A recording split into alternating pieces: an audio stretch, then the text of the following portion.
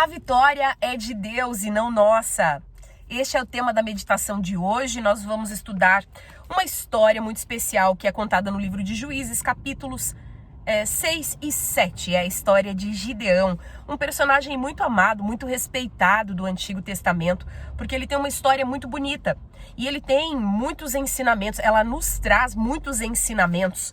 Então eu convido você a estudar comigo, a meditar sobre essa palavra de hoje. E eu quero chamar a atenção porque Gideão, ele estava vivendo em um contexto histórico em que o povo de Israel estava sendo oprimido pelos exércitos inimigos, pelo povo inimigo. Mas isso não foi à toa. O povo de Israel tinha se desviado completamente dos caminhos do Senhor. Eles estavam adorando a deuses pagãos, enfim, e tinham suscitado a ira de Deus. E, portanto, eles estavam vindo de um período de sofrimento.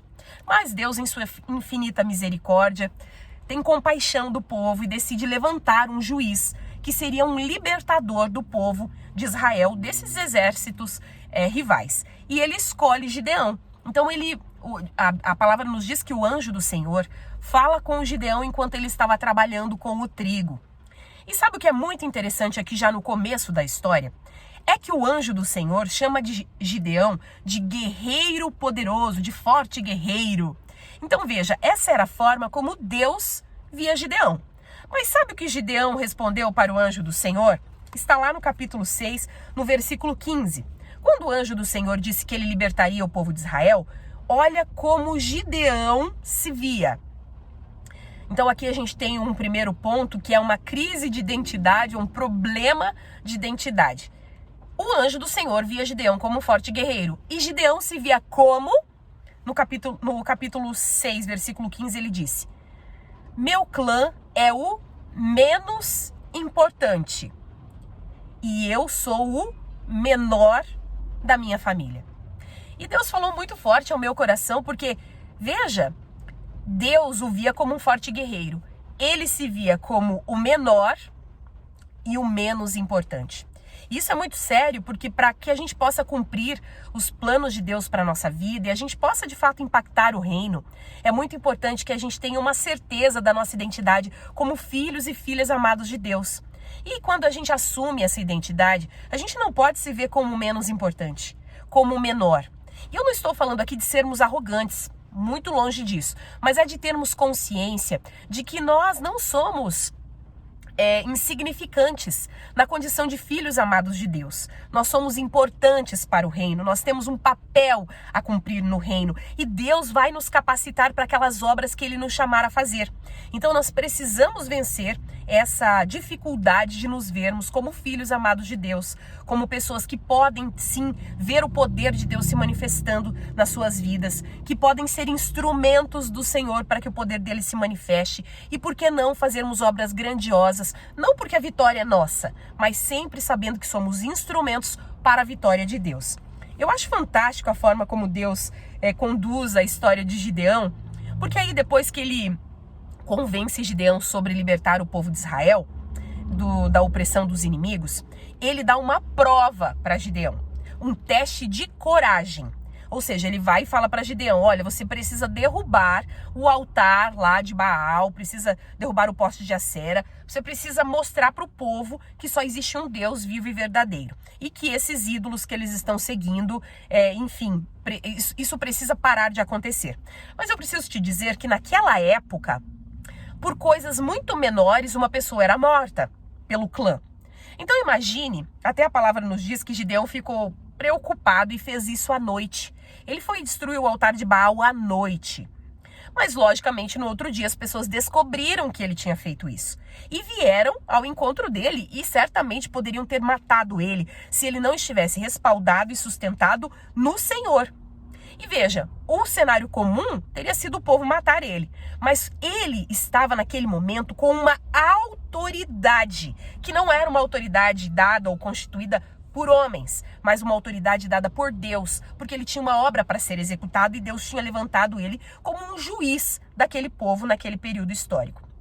Então, aqui tem outro ensinamento. Ele não foi morto. Muito pelo contrário, ele tomou uma coragem para falar com o povo e trazer para o povo um ensinamento de que eles estavam seguindo deuses pagãos e que se aqueles deuses tivessem algum poder de verdade, eles teriam se defendido e não deixado um homem, um simples homem, destruir os altares deles. Deus conferiu uma autoridade tão grande nas palavras de Gideão naquele momento que o povo o reconheceu.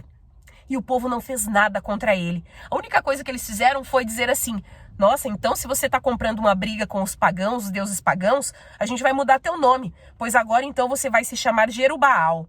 Ou seja, significa que Baal, que era o deus pagão, dispute com ele, pois derrubou o seu altar. Eles não quiseram briga com Gideão. Eles viram que em Gideão havia uma autoridade constituída por Deus. Então é muito importante isso daqui. Veja, de novo, né? Deus dando uma autoridade para o escolhido para que ele pudesse cumprir a missão. E é fantástico porque daí ele convoca o povo para guerrear contra o exército inimigo e muitos homens se alistam para a guerra. Mas Deus fala assim, não. O povo de Israel se voltou contra mim, está adorando deuses pagãos e eu não quero que eles pensem que essa vitória contra o exército inimigo é obra deles.